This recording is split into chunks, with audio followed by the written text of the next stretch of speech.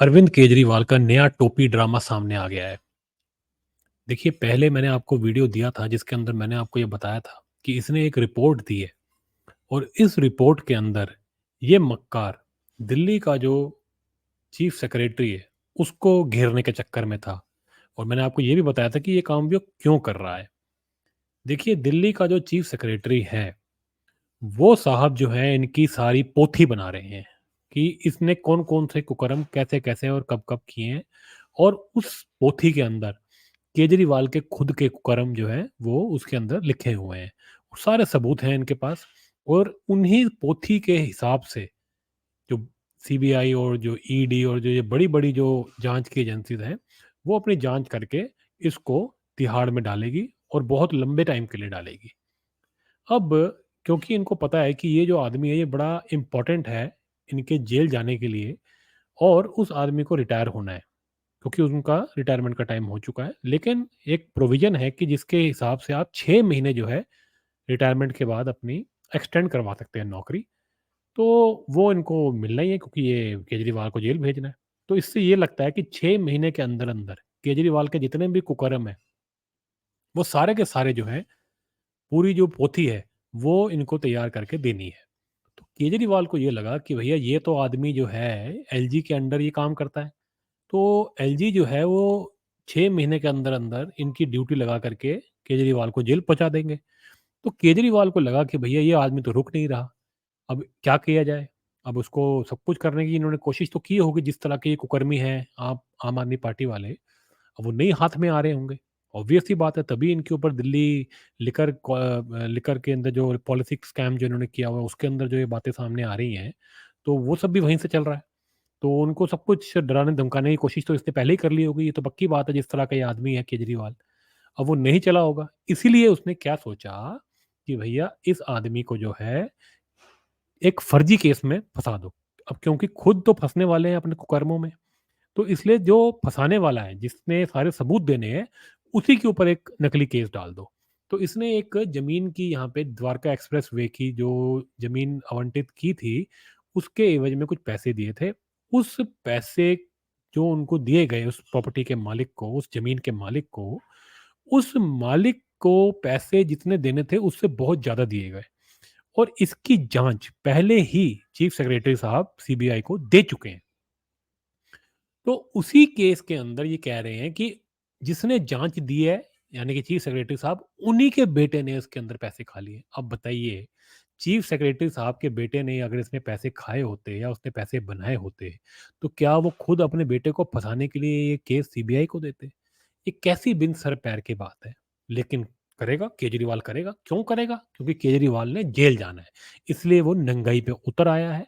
इतना डेस्परेट हो गया है कि उसने यही सोचा कि चाहे फर्जी केस डाल दो, इस आदमी को 6 महीने का एक्सटेंशन नहीं मिलना चाहिए। जो नया आदमी आएगा उसको हम फिर साम, दाम, दंड, भेद लगा करके देख लेंगे क्या करना है। इसको तो भेजो क्योंकि ये तो पक्का जेल भेजने ही वाला है।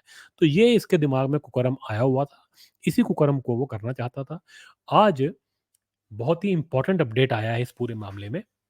देखिए, इन्होंने ड्रामा किया कि जी डिपार्टमेंट जो है उसने पूरी रिपोर्ट बनाई है और उस डिपार्टमेंट की जो हेड हैं, वो तो जो है जी आपकी आतिशी हैं। पता नहीं, एक तो हर मंत्री के पास 15-15 डिपार्टमेंट होते हैं, तो पता नहीं भैया कौन-सा डिपार्टमेंट इसको नया पकड़ा दिया। उस डिपार्टमेंट ने जी जाँच करके जो है 650 पन्ने की रिपोर्ट 3 दिन में बना करके एलजी को भेज भी दी। अब क्यों भेज रहे हो भई तुम एलजी को रिपोर्ट? तुम कोई जाँच एजेंसी हो जो तुम्हें रिपोर्टें बना-बना के भेज रहे हो? अब एलजी के पास चली गई, पूरे मीडिया में जो इसके दलाल बैठे हैं, उन्होंने शोर मचा दिया, ओहो! केजरीवाल ने रिपोर्ट दी, आतिशी ने रिपोर्ट सबमिट कर दी है, ओहो! हम तो जी डिमांड करते हैं, इसके अंदर बहुत बड़ा स्कैम हुआ है, ओहो जी 800 करोड़ रुपए का स्कैम हुआ है। 800 करोड़ की फिगर भी इन्होंने उछाल दी, जबकि टोटल जो फिगर है, अगर उसकी कैलकुलेशन की जाए, तो 41 करोड़ से बढ़ा करके उस फिगर को कुछ साढ़े 300 करोड़ के आसपास कर दिया था, तो कुछ 314 या 15 करोड़ का वो मोटा-मोटा स्कैम है। देखिए हाँ, 353 करोड़ का पैसे दिए गए बढ़ा करके 41 करोड़ की पहले बात हुई थी, तो 313 करोड़ की समझ में आती है कि कुछ गड़बड़ हुई है, ज़्यादा पैसा दिया गया है। लेकिन ये बात तो ये कह रहा है, लेकिन फिर कहता है 857 करोड़ का स्कैम है। पता नहीं ये 500 साढ़े 500 करोड़ रुपए कहाँ से बढ़ गया? तो बस ऐवें ही फिगर फेंक रहा है क्योंकि खुद के ऊपर 100-100 हज़ारों करोड़ के जो हैं इल्ज़ाम लगे हैं, तो चलो जी, उनको भी घसीट लो और उनके माध्यम से, एलजी के माध्यम से मोदी को भी घसीट लो कि मोदी करवा रहा है ये काम। तो ये इस काम में लगा हुआ था, इस कुकर्म में लगा हुआ था ये।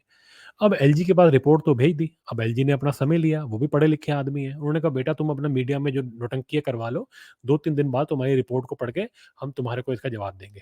आज खबर आ गई है, जवाब दे दिया है एलजी ने। एलजी ने एक तो वापस उठा करके रिपोर्ट इनके दोबारा मुँह पे मारी है कि ये जो तुम मेरे को रिपोर्टें दे रहे हो, ये क्यों दे रहे हो भई? इसके अंदर जो बातें लिखी हुई हैं, ये तो ऑलरेडी सीबीआई की जाँच तो चल रही है, तो तुम मुझे दोबारा क्यों कह रहे हो सीबीआई की जाँच दे दें? तुम क्या कहना चाहते हो? तुम ये कहना चाहते हो कि सीबीआई को दे दें? वो तो दे चुके हैं। अगर तुम ये नहीं कह रहे हो, तो तुम ये कह रहे हो कि इसकी जाँच ऐसे ना करके ऐसे करो। तो भैया सीबीआई को तुम बताओगे क्या? या मैं बताऊँगा कि सीबीआई को जाँच कैसे करनी चाहिए? क्या सीबीआई को सरकारी नेता या सरकारी ऑफ़िसर बताते हैं क्या कि जाँच अपनी जाँच कैसे करेगा वो? तो फिर सीबीआई किस बात की है वो? मतलब क्या चाहते हो तुम? इतनी बेवकूफ़ों वाली बातें करोगे कि सीबीआई को ऐसे जाँच नहीं करनी चाहिए, इस एंगल से जाँच करनी चाहिए। वो सीबीआई है भैया, किस एंगल से कहाँ जाँच करनी है ये तुम ज़्यादा जानते हो क्योंकि तुम्हारे खुद के कितने केस सीबीआई के पास पड़े हुए हैं। तो सीबीआई को सारे एंगल पता हैं तुम्हारे। तो ये नौटंकी करना बंद करो। तो यही एलजी ने इनको जवाब दिया है, अच्छे शब्दों में और उठा करके बड़ी शालीनता से वो रिपोर्ट उठा करके इसके मुँह पे वापस मारी है, वो आतिशी के मुँह पे वापस मारी है, कि शर्म कर लो और तुम्हारी क्या औकात बनती है भई? तुम किस किस हैसियत से तुम ये रिपोर्टें सबमिट कर रहे हो? तुमको ये पावर दी किसने है कि ये ऐसे जाँच करवाओ, वैसे जाँच कराओ, इसने ये स्कैम किया है, इसने वो स्कैम किया है? ये तुम्हारा काम है? ये काम है क्या तुम्हारा? तुम क्या कर रहे हो यहाँ पे? दिल्ली की सरकार चला रहे हो या क्या जाँच एजेंसी हो तुम? एलजी ने इनसे यही सवाल पूछा है। कि ये नौटंकीबाजी जो है ना, ये करना बंद करो तुम और अपने काम पे ध्यान दो। दिल्ली में पॉल्यूशन तुमसे कम नहीं हो रहा। दिल्ली में हॉस्पिटल्स की क्या हालत है, पूरी दुनिया जानती है। दिल्ली में स्कूलों की क्या हाल है, पूरी दुनिया जानती है। जो मनीष अंकिल को चिट्ठियाँ लिखवा रहे थे, स्कूलों की सारी पोल खुल गई। छतें गिर रही हैं स्कूलों के अंदर। बाथरूमों को तुमने क्लासरूम बता दिया। शर्म तो तुम्हें आती नहीं। प्रदूषण तुमसे कम नहीं होता।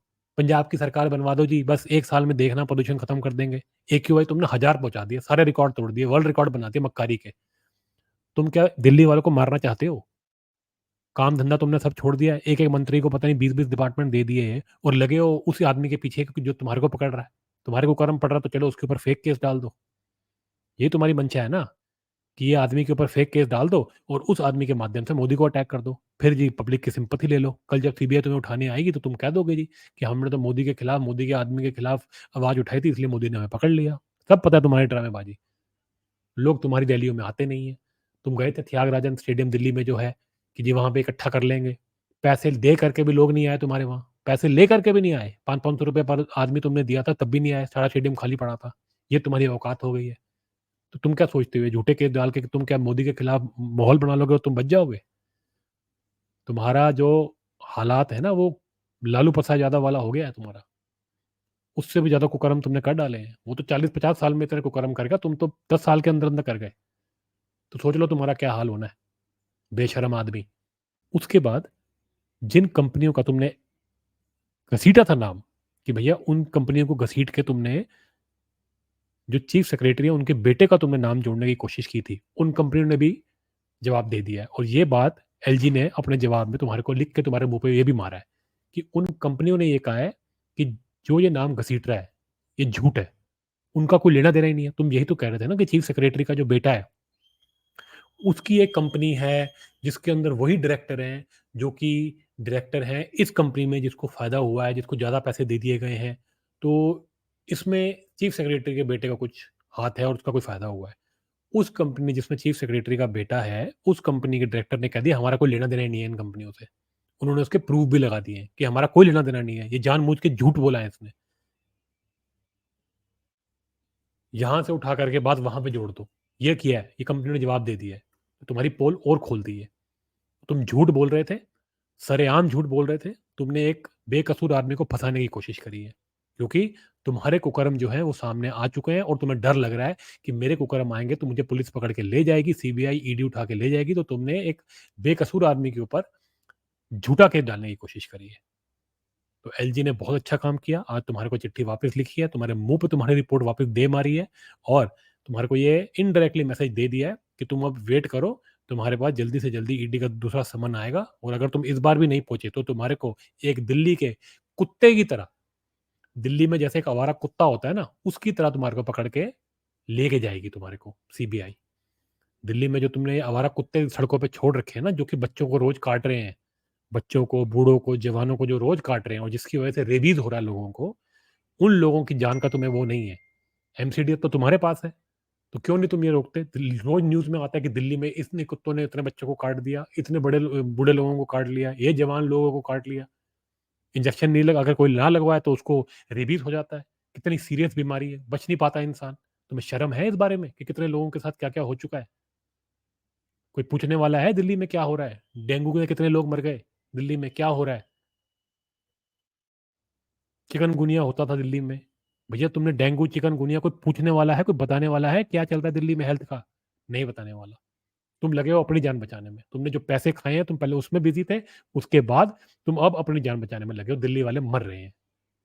शर्म करो केजरीवाल, तुम्हारे को तुम्हारे पापों का नतीजा अब मिलने वाला है और दिल्ली के लोग इस बात को देखें, समझें और अपना वोट इस पार्टी को बिल्कुल ना दें।